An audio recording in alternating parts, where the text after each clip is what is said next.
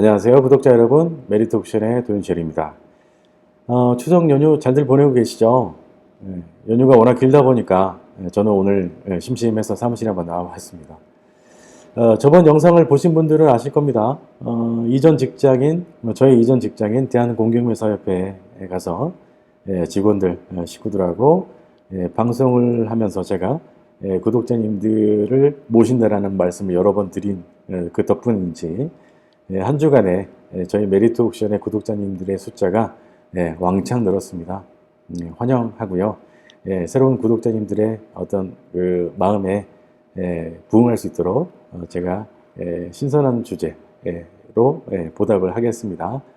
혹여나 우리 구독자님들께서 제 방송을 청취하다가 궁금하신 내용이 있으면 댓글로 남겨주시면 제가 그 부분에 대해서도 선별해서 방송으로 준비할 수 있으면 준비해 보겠습니다. 2019년도 추석도 지금 지났고, 그죠? 2019년도도 얼마 남지 않은 것 같습니다. 참 세월 빨라요. 제가 지금 메리트 옥션을 2019년도 3, 4월 정도쯤에 이제 개업을 했으니까 벌써 9월 중순이죠. 12월까지 얼마 남지도 않은 것 같습니다. 참 남은 시간 열심히 한번 해보겠습니다. 자, 오늘 비도 오고 해가지고 우리 새로운 구독자님들도 많이 오셨고 해서 어떤 영상으로 유익한 정보를 드려볼까 고민하다가 경매의 뜨거운 감자라고 할 수 있는 명도에 대한 이야기를 한번 조그맣게 한번 드려볼까 합니다. 자, 명도라고 하는 것은 제가 그 화면에 살짝 준비해 봤는데요. 명도라고 하는 개념부터 살짝 한번 말씀드려볼게요. 제가 이제 여러분께 소개를 해드려 보려고 사실 이제 명도라는 말씀을 모르는 상태에서 그냥 대충 그런 것이구나 라고 생각하면서 진행하셨던 분도 계실 것 같습니다. 경매 그 매수 단계를요. 제가 사전적 의미를 한번 보면 명도란 첫 번째 명검 뭐 이렇게 쓰는 것처럼 훌륭한 칼 이렇게 해석할 수도 있습니다. 그런 의미도 갖고 있고요. 근데 이제 두 번째가 우리 그 경매인이 명도를 알아야 되는 그런 개념이죠. 한번 읽어볼게요.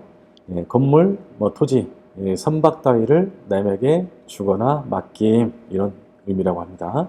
내어줌, 내줌, 넘겨줌, 비워줌 이런 말로 이제 순화를 시켜서 이해하시면 될 것 같습니다. 약간 그 일본식 그 한자 표시 표기라 그 어떤 한자만 보면은 그 의미를 조금 넘겨짓기가 쉽지 않습니다. 그런데 우리가 두 번째 의미로 우리는 이해해야 되겠다라는 걸 알고 계시면 좋겠습니다. 자, 우리가 채권가 매수 신고이 되고요. 대금을 납부한 연후에 그 대금을 납부하면 즉시 뭐 민사집행법 뭐 135조나 민법 187조에 의해서 뭐 등기 없이 대금을 납부한 즉시 소유권을 확보하게 되는 거지 않습니까? 그런데 소유권의 어떤 그 권능이라고 할 수 있는 것은요. 사용, 수익, 처분 이 세 가지 권능을 우리가 소유권이라고 할 수 있죠. 그러나 이 명도가 끝나기 전에는 우리가 사용하기 어렵죠. 그 다음에 누구한테 빌려주면서 임대하면서 수익을 좀 보기도 어렵고요. 그 다음에 또 누구한테 매도 처분하는데도 장애물이 될 수 있어요. 그래서 명도라고 하는 그 단계가 끝나기 전에는 사실상 소유권의 행사가 어렵다라고 이해하셔도 좋겠습니다. 그래서 그 명도라고 하는 것은 이제 그 제 수업 시간에 만나뵈면 말씀드리겠지만 그 명도의 방법은 뭐 대화를 통한 명도가 있겠죠. 협의의 명도, 합의하면서 진행하는 명도가 있을 수 있겠고 또 협의하는 그 명도의 어떤 효과를 극대화시키기 위해서 법으로 진행하는 명도의 방법도 있겠습니다. 동시에 진행하는 게 좋겠죠. 그 다음에 뭐 제3의 명도법 뭐 약간 강제적으로 형사권으로 유도해 가면서 명도를 그 성사시키는 완료시키는 그런 방법도 있는데요. 워낙 그 경매 사건의 그 점유자의 어떤 그 성향이나 어떤 그 갖고 있는 권리나 사안에 따라서 워낙 이제 그 내용이 다양할 수밖에 없어요. 그래서 이제 그 전체적인 내용을 제가 다루기가 사실 쉽지 않고 여러분께서 이제 명도를 하기 위해서 이제 법적인 어떤 절차를 어떻게 밟아 나가야 되는지는 뭐 상세히들 뭐 경험이 있으신 분이나 어떤 투자 경험이 아직 없더라도 공부하신 분들은 좀 잘 아시고 계실 텐데요. 오늘은 이제 그 법적인 어떤 명도에 대한 얘기를 나눌 것이 아니고 단지 이제 그 제가 화면에 보여드린 것처럼 명도의 계획은 언제 세우는 게 좋을까? 여기 이것에 대한 얘기와 명도 협의의 시작 시점은 언제로 하는 것이 좋을까에 대해서 간단히 한번 말씀드리는 시간으로 마무리 짓겠습니다. 자, 명도의 계획은 그럼 언제 세울까? 라고 말씀 나눠보면 명도의 계획? 명도를 무슨 계획을 세우고 하는 거였나? 뭐 혹시나 이렇게 생각하실 분이 계실 수도 있겠어요. 그러나 지피지기면 백전불태라는 말이 있죠. 상대방의 현재 처지나 그 갖고 있는 어떤 권리관계를 우리가 상세하게 알면 또 나의 어떤 입장, 내가 대출 관계든 혹은 어떤 내가 실입주를 해야 되거나 아니면은 임대를 해서 수익을 벌기 위한 어떤 그런 계획을 세우고 있을 때 상대적으로 이제 명도에 대한 어떤 그 과정이 시간이 많이 이제 소진이 되면 소요가 되면은 우리가 곤란한 처지에 놓일 수 있기 때문에 효과적인 어떤 그 명도의 진행을 위해서는요.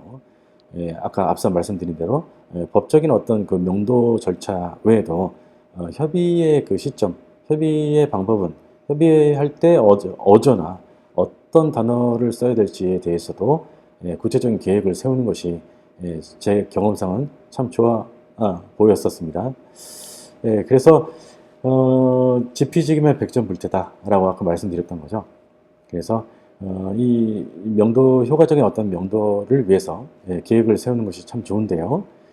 여기서 뭐 잠깐 경매를 잘 모르시는 분들은 무슨 그 딱한 사정에 놓인 그 점유자를 명도하기 위해서 무슨 뭐 전략, 뭐 계획, 뭐 이런 것들을 세운다고 뭐 비판하실 분이 계실 수도 있겠습니다.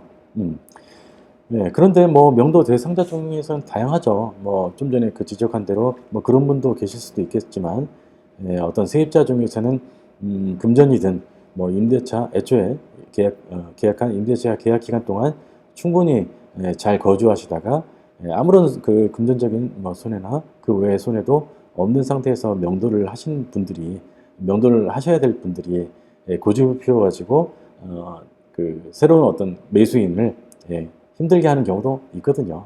명도 대상자를 딱한 사람이라고 이제 단정지어서 이런 그 방송을 하는 저를 뭐 비판하실 분이 계실지 몰라서 드린 말씀입니다. 뭐 그런 분들은 이 영상을 조용히 끄고 주식 방송을 보셔도 좋겠습니다. 자, 그럼 이 명도의 계획은 언제 세우는 것이 좋을까? 본론에 대한 말씀 한번 드려볼게요. 바로 언제일 것 같습니까? 여러 사정상 인수부담이 있을지 확인하는 단계, 즉 권리 분석 단계 때부터 우리가 명도의 계획을 세울 수 있어야 된다고 봅니다. 과거에 그 점유자가 뭐 제가 경험상 보면 기억을 더듬어 보면은 유치권에 그 신고가 되어 있는 또 행사 중이었던 그 사건을 한번 제가 입찰한 적이 있었는데요. 근데 그 사건에 조금 운이 좋지 않게 아주 근소한 차이로 낙찰을 받지 못한 상태에서 좀 약간 언짢았었어요. 그래서 이래저래 그 서류들을 챙기느라고 매각법정 입구에서 이렇게 저렇게 이제 가방을 챙기고 있는데요. 그 당시 그 사건의 최고가 매수 신고인이었던 분이 어떤 컨설턴트로 보이는 사람하고 제 앞에서 같이 뭐 입찰한 사람인지도 모르고 또 알고 그랬는지 모르겠지만 사모님 축하드립니다. 감사해요. 그런데 그 유치권이라고 하는 것이 쉽지 않다라는데 뭐 곤란한 일이 생기지 않겠죠? 라고 얘기하니 컨설턴트로 보이는 그 남자가 하는 얘기가 에이 사모님 걱정하지 마세요. 그거는 우리가 그 잔금 치른 다음에 그때부터 하나씩 계획을 세워가지고 명도 대상자고 이렇게 저렇게 유치권 그러니까 주장하시는 분이죠. 그 사람들하고 잘 협의해가지고 한번 일을 잘 마무리 지어보겠습니다. 이런 얘기를 하더라고요. 굉장히 답답한 친구였던 것 같습니다. 어느 세월에 대금을 납부한 다음에 즉 뭐 그 당시에 그 사람의 의도는 어떤 소유권을 확보한 다음에 해서 비로소 유치권자가 어떤 대화에 응해주지 않을까 이렇게 생각했던 모양인데 제가 볼 때는 경매 컨설턴트 경매 회사의 직원들이 참 경매 초짜들이 많아요. 참 안타깝습니다. 그래서 제가 쓴웃음 짓고 그냥 나오고 말았는데요. 경우에 따라서 참 곤란한 일에 봉착할 수 있죠. 참 신선한 충격이었어요. 예, 그렇게 그 대화를 하고 생각하고 있었다라는 것이요. 만약에 그 뭐 이후에 그 대화 내용대로 소유권 이전한 이후에 확인해보고 뭐 유치권이 만약에 성립하게 되면 뭐 인수부담이 만약에 그 생길 수 있다라고 하면 얼마나 곤란한 일이 생길 수 있겠습니까? 자, 그건 그렇고 추가로 한 말씀 드리면 등기부 권리 분석 시에 뭐 소멸 기준 권리, 소멸 기준 권리보다 선순위나 뭐 후순위, 가처분이 있는 경우 가처분의 성격에 따라서 인수부담을 확인해야 되는 거 알고 계시죠? 뭐 가등기도 마찬가지죠. 가등기가 이제 담보 가등기냐 아니면 소유권 이전 청구권 가등기인지 또 거기에 따라서 인수부담이 달라지니까 권리 분석을 면밀히 잘 해보셔야 되겠죠. 특별한 예로는 뭐 등기부상이 발견이 안 되는 뭐 유치권이나 뭐 건물과 토지의 등기부를 각각돼서 우리가 해석해 내야 되는 법정지상권의 어떤 그 인수부담도 있을 수 있기 때문에 여러분께서 기본적인 어떤 권리 분석에 대한 공부는 잘 되어 계셔야겠죠. 그러나 이제 그 명도에 관한 얘기를 나누다 보니까 아무래도 임대차 권리 분석이 굉장히 중요해요. 이 말씀 드리는 것은 지금 명도의 계획은 언제 세우는 게 좋을까? 즉 우리가 관심 사건을 선정하고 권리 분석을 할 때 그때 권리 분석을 함과 동시에 명도의 계획을 세울 수 있어야 된다. 그 말씀 드리고 있는 거거든요. 그래서 아무래도 이제 명도에 대한 얘기다 보니까 우리 임대차 권리 분석에 대한 얘기가 조금 더 직접적인 얘기가 되겠습니다.